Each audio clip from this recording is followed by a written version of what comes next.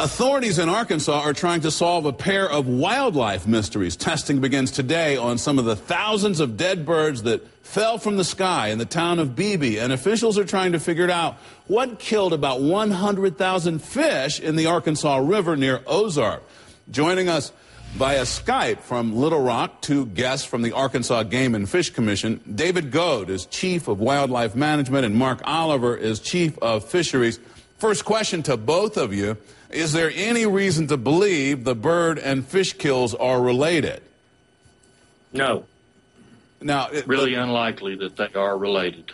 The thing that's interesting, we looked at it on a map. I don't know if we can show that right now, but it appeared to us that, there you go, there were a number of tornadoes, and these tornadoes occurred over the weekend within something like a couple hundred miles of where the bird kill at least occurred.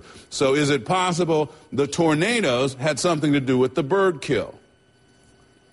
I guess it's possible, but I think the weather event had moved through the area for the most part before this happened. It could have been.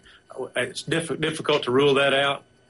We really won't know a whole lot about what's going on, at least till we can start checking some things off. We've got samples that over here at the Livestock and Poultry Lab. We'll be testing today, screening for diseases. We'll be screening for toxins.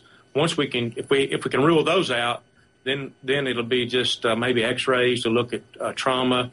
But you know, one thing that could have happened that we've talked about is there was a huge fireworks display close to a known blackbird roost site, and those birds are asleep in the trees, and if they got flushed and they flew off and you know, startled and kind of went into shock, that could have caused an undue amount of stress, and that could have been what caused it. All right, so that's at least one likely scenario for what happened to the birds. But I have to ask you, Mark Oliver, what do we think happened to the fish? Most likely it was disease-related. There was hardly anything but one species of fish that we found, freshwater drum, and they are probably in their winter habitat, kind of crowded together right now in deeper water, and they probably had a disease go through them. We see that happen every now and then. This was a pretty large one, but usually when it's one species, it's probably a disease. All right, and we're really talking about 100,000 fish here. That's just an awful lot of the same species, which seems very unusual. But to you, this is the kind of thing that's happened before. It's not that unusual? It really isn't unusual to see some species-specific diseases go through a population, and we've seen it with several other species, too.